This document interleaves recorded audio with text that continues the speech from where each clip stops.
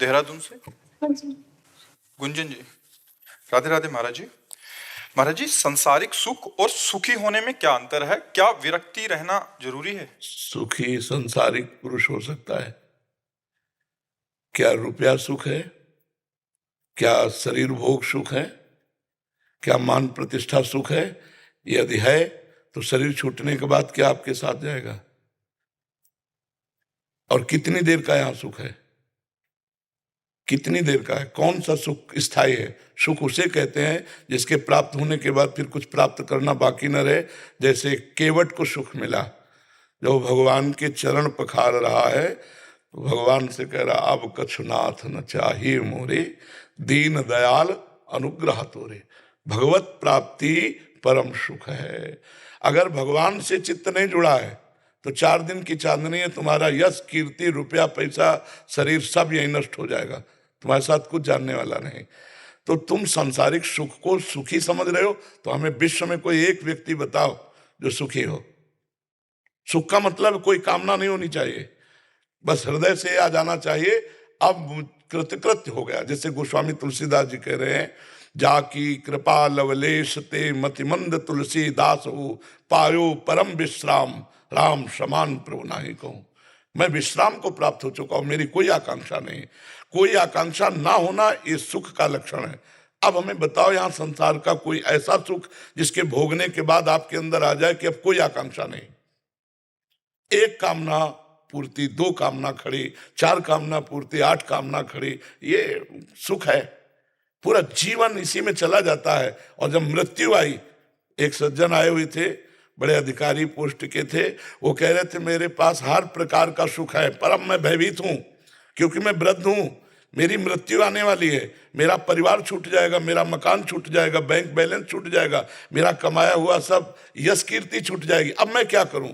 तो इसी के लिए तो अध्यात्म है कि अंतिम यात्रा के लिए यहाँ की एक भी पैसे, हम कई बार बता चुके, ये शरीर रूपी वस्त्र भी उतार दिया जाएगा, यहां से एक पैसे नहीं ले जा सकते, यहां से एक भी वस्तु नहीं ले जा सकते। अब बोलो, ऐसे देश में पूरा जीवन कमाने में लगा दिया मृत्यु लोक में, और यहां से जब जाओगे आपके पास क्या है?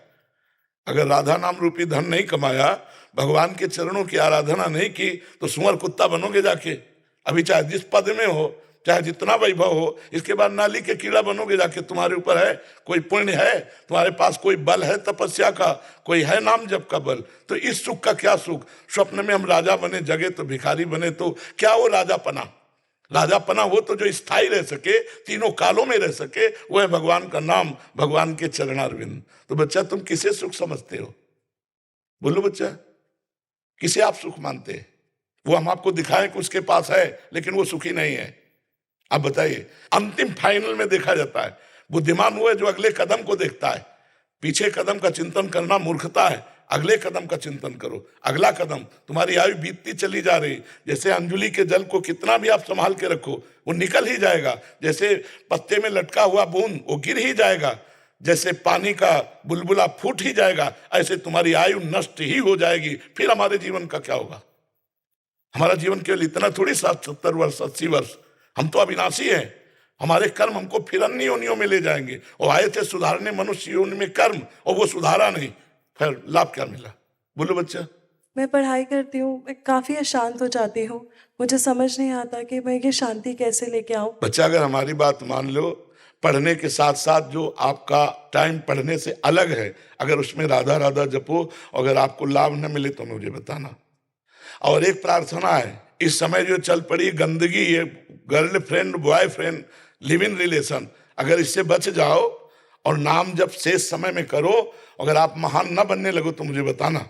गंदे बात नहीं देखनी, गंदी बात नहीं सुननी, गंदी बात नहीं करनी, और नाम जब करो, पढ़ाई में लगो। हमारे भारत में राष्ट्रपति है, किसी की बेटी ही तो है ना। हमारे देश में एक से एक महान भक्ता, एक से एक महान वीरांगना आज भी बॉर्डर पे खड़ी है, समझ रहे ना। अपने लक्ष्य की तरफ देखिए, कोई डिस्टर्ब कर दे तो हमें बताइए। आप लक्ष्य को तो आपने माना ही नहीं। मेरे परिवार में काफ़ी समय से काफ़ी परेशानियां चल रही है। किसके परिवार में परेशानियां नहीं बच्चा, हमें बता दो। सब कोई परेशान बच्चा, इसी परेशानी से निकलने के लिए अध्यात्म है। हर वो कार्य जो शास्त्र के विरोधी है उसका त्याग और शास्त्र सम्मत कार्य, तो आनंद रहता है बच्चा। अध्यात्म एक आनंद प्रदान करने वाली वस्तु है। आप समझो, आप रो क्यों रहे हैं? पर समस्या सबके जीवन में, समस्याओं से हमें लड़ना होगा बच्चा, हमको रोना नहीं है, हमको समस्याओं को रुलाना है। हम कई बार कहते हैं, किडनी बेचारी कहती होगी कि बुरी जगह फंस गई है, माँ के बुरी जगह फेल हो गई। अगर हम अभी स्वीकार कर लें कि मैं बीमार हूं तो अभी मैं परेशान हो जाऊं, मैं बिल्कुल स्वीकार नहीं करता। भागवतिक शक्ति कितनी है तुम अनुमान नहीं लगा सकते। हम कई बार कहा है, हर समस्या का समाधान भागवतिक शक्ति है, और उससे आप लोग वंचित हैं। इसलिए आप, कोई डिप्रेशन में जा रहा है, कोई सुनना चाहता है, छोटे